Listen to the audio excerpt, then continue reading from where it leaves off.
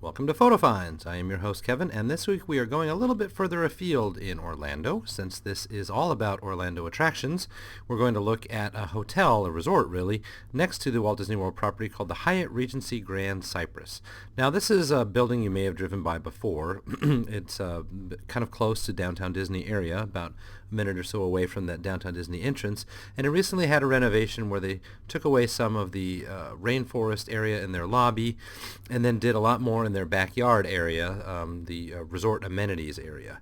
It's a four-star hotel, which you can probably guess looking at it here, but what you're probably not so familiar with, unless you've actually stayed here, is just how interesting all of their resort amenities are. I mean, you've got these caves and waterfalls, and there really are quite a few of them when you get right down to it. A pool that goes directly through the grotto and empties out on the other side after winding its way through even more of these caves. Things like a fitness center and so on, all just a really remarkable place to go explore. And the Disney theme person in me was very excited to see all of this done at a hotel that was not at Disney itself. There's a hot tub in there as well. And actually, there's a second hot tub over on the other side of the outside pool over there. So this hotel, though it is a four-star hotel, it's things like a convention center and several different restaurants, actually has prices closer to something like a Disney Value Resort. And that's what really shocked me. For this past weekend, for instance, both would have been about $150 just to stay there. Now, there is a $22 resort fee if you're staying at the Hyatt Regency Grand Cypress, but that includes everything like those pools we saw earlier, these rock climbing walls, and there's a couple of different kinds of rock climbing walls there. Free bike rentals, or the Surrey rental if you want. They have hammocks, canoe rentals and kayaks, and then all of these water cycles and all sorts of various things that you can go rent and take out in their little boat area. All of it is completely free and included with the price since you've paid for the resort fee. And that makes it kind of a destination place, in my opinion. This is one of their restaurants. That really ought to be the sort of thing that people might even want to go hang out all day and do these destination things rather than go play in the parks. So they do have shuttles to the parks as well. So this is an overview of what they have available from their backyard area. There's a 9-hole golf course in the back here, a 5-mile hiking trail around the back, and then of course all of those interesting pools and resort amenities. I was very impressed actually with how much they have there, and that was included. Now we're going to go even further afield here. We are switching over to Port Canaveral, where we are here to look at the Victory Casino cruise, which as you can tell has an indoor facility where you can buy tickets. It's about $10 to board. There's their gift shop, and then you wait in kind of this waiting area. It's a little bit like waiting for a flight to arrive, actually, until you're actually loaded onto the boat. Now, this is the boat in question. What it will do is go 3 miles offshore and then turn on the slot machines and so forth, Vegas-style gambling. It has 4 decks and a couple of different bars, a dance floor that you don't see a whole lot of people using until perhaps at the very end. There's that dance facility there. And then a couple of restaurants. This is what it looks like out the very back of the ship.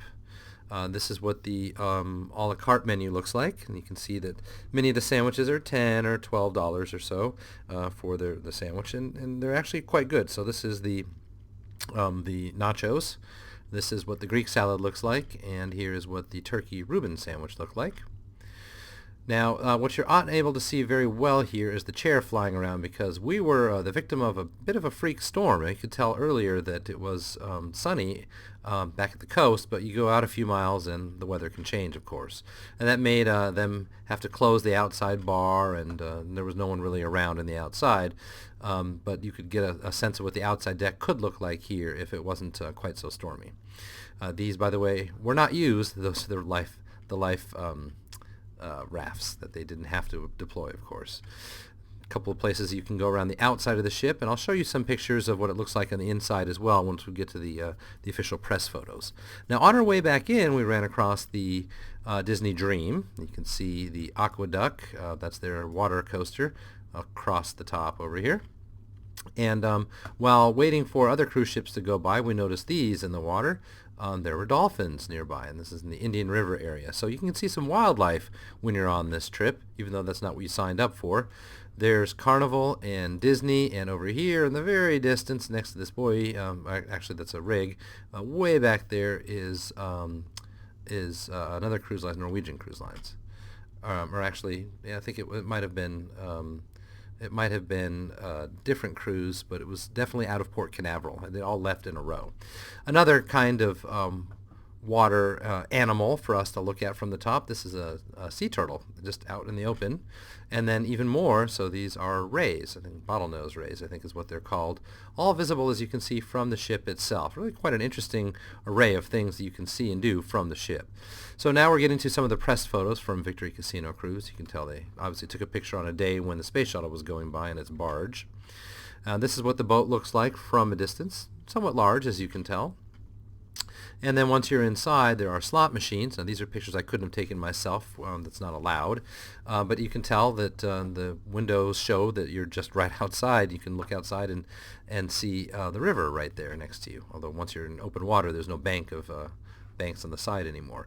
So it looks and kind of feels and smells in some ways like a Las Vegas casino. They do allow smoking inside. And they even have this kind of open atrium area with table games down below. So card games, many of them $10 table limits. A few of them are minimums of $5 instead.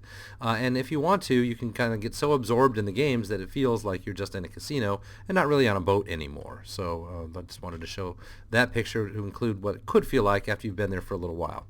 Now, it is actual gambling. You get to keep the money that you win, or you permanently forfeit the money that you lose and brought with you. So it's perhaps not for everyone, but it is an unusual feature to have in Central Florida. So I thought we might do a quick write-up of that since this is the Orlando Attractions Magazine, and we travel everywhere to show you what's available. That does it for this week, and we'll be back next time with more updates from the parks, and we'll catch you next time.